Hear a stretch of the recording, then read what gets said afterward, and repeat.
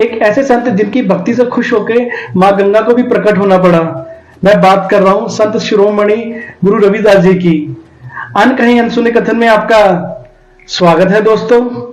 भारत की धरती पर कई महान संतों ने जन्म लिया, जिनमें संत शिरोमणि गुरु रविदास जी का नाम भी शामिल है। गुरु रविदास जी एक महान संत थे।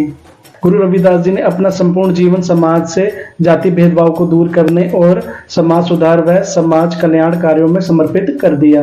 प्रत्येक वर्ष माघ पूर्णिमा के दिन रविदास जी के सम्मान में इनके जन्मदिन को गुरु रविदास जी जयंती के रूप में मनाया जाता है, क्योंकि इन्होंने अपनी शिक्षाओं और उपदेशों से लोगों के जीवन को उज्जवल बनाया।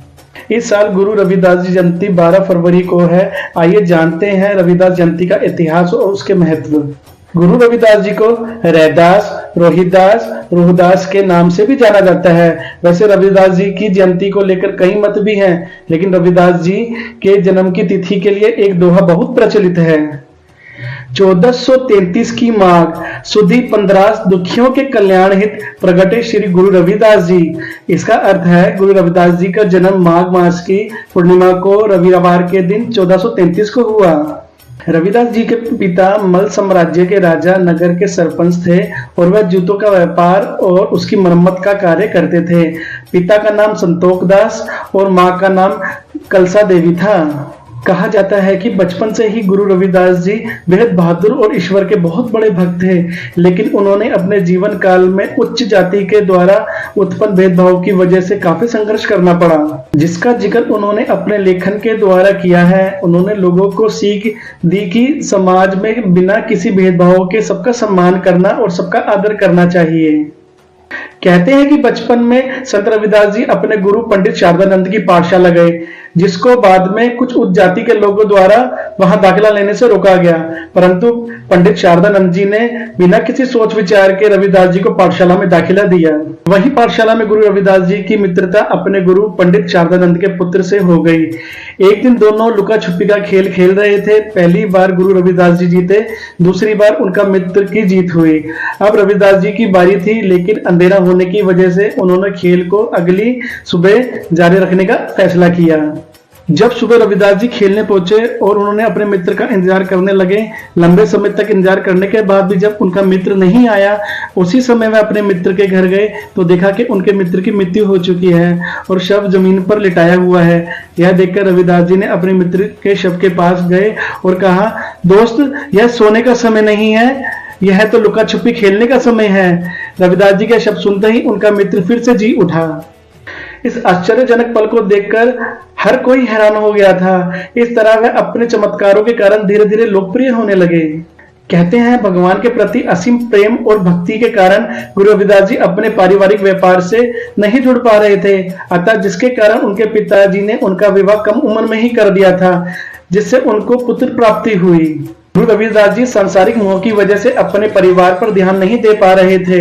यह देखते हुए उनके पिताजी ने गुरु रविदास जी को परिवार और पारिवारिक संपत्ति से अलग कर दिया। इस घटना के बाद रविदास जी पूरी तरह सामाजिक कार्यों में लग गए और महान अनुयायी बन गए और बेगमपुरा शहर का निर्माण भी किया। गुरु रविदास जी ने अपनी कविताओं में इस शहर को एक आदर्श के रूप में प्रस्तुत किया है, जहां पर उन्होंने बताया कि यह एक ऐसा शहर है जो बिना किसी दुख दर्द या डर के है, जहां लोग बिना किसी भेदभाव के और बहुत प्रेम से रहते हैं। संत रविदास जी मीराबाई के आध्यात्मिक गुरु थे। मीराबाई राजस्थान के राजा की पुत्री और चित्तौड़ की रानी थी। मीराबाई ने गुरु रविदास जी के सम्मान में बात कही, गुरु मिले रविदास जी, दिनी ज्ञान की गुटकी, चोट लगी निज नाम हरि की, महारे हिवरे खटकी। कहते हैं एक बार गुरुजी के शिष्य ने गुरुजी से गंगा स्नान के लिए पूछा, तो गुरु रविदास जी ने किसी काम में फंसे होने के कारण गंगा स्नान करने के लिए मना कर दिया। तो फिर गुरु रविदास जी के दूसरे शिष्य ने फिर गंगा स्नान के लिए निवेदन किया। इस पर गुरु रविदास जी ने कहा, मन चंगा तो कटौती बिच गंगा, जिसका मतलब यह है कि शरीर को आत्मा से पवित्र होने की जरूरत है, ना कि पवित्र नदी में नहाने से। अगर हमारी आत्मा शुद्ध है तो हम अपने आप पवित्र हैं। सिख धर्म के लिए भी गुरु रविदास जी का महान योगदान है।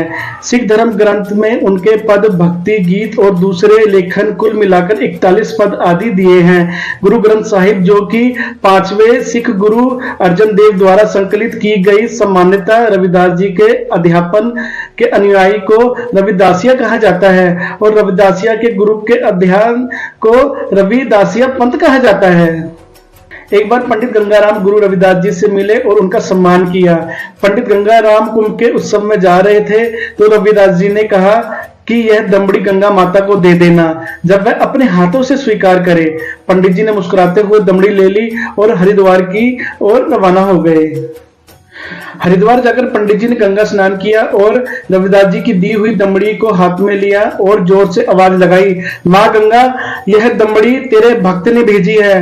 पर उस भक्त रविदास ने कहा है कि अगर मां खुद आकर स्वीकार करेगी तो तभी देना। तब भी गंगा मां नदी से प्रकट हुई और अपने हाथों से दमड़ी को स्वीकार किया और अपना सोने का कंगन भेंट में संत शिरोमणि गुरु रविदास जी को देने को कहा। तब पंडित जी घर वापस आए और वह कंगन गुरु जी को देने की जगह अपनी पत्नी को दे दिया। पत्नी ने उस कंगन को सुनार को बेचने के लिए गई, परंतु सुनार बहुत चालाक था। सुनार कंगन लेकर राजमहल चला गया राजा को दिखाने के लिए। वहां रानी को कंगन देखते ही बहुत पसंद आ गया और उसने दूसरी जोड़ी लाने को कहा, जिस पर सुनार ने पंडित के बारे में सब कुछ राजा को बता ही दिया था। अब राजा ने पंडित से दूसरी जोड़ी मांगी। पंडित ने सारी कहानी राजा को बताई, परंतु राजा को पंडित पर बिल्कुल विश्वास नहीं हुआ और कहने लगा, ऐसा भी कभी होता है। इस बात की पुष्टि करने के लिए वह संत रविदास जी के पास पहुंचा, जहां पर पंडित अपने किए पर बहुत शर्मिंदा था और माफी मांगने के लिए निवेदन करने लगा। पर इस पर गुरु रविदास जी ने कहा, मन चंगा ते कटौती विच गंगा। यह लो दूसरे कंगन, जो मिट्टी के बने बर्तन जो पानी से भरे गंगा के रूप में यहाँ बह रहे हैं। गुरु रविदास जी की यह दिव्य शक्ति देखकर सब गुरु जी के भक्त बन गए और सब ने जयकारा लगाया, जय गुरुदेव, जय गुरु रविदास। गुरु रविदास जी कहते हैं, जाति के आधार पर किसी से भी भेदभाव न करें, ईश्वर की दृष्टि में सभी समान हैं। दोस्तों, अगर आपको मेरी वीडियो पसंद आई है तो इसे लाइक कीजिए, शेयर कीजिए, कमेंट कीजिए, मेरे इस वीडियो को अपना समझिए, मेरे चैनल को सब्सक्राइब कीजिए। जय गुरुदेव, जय गुरु रविदास।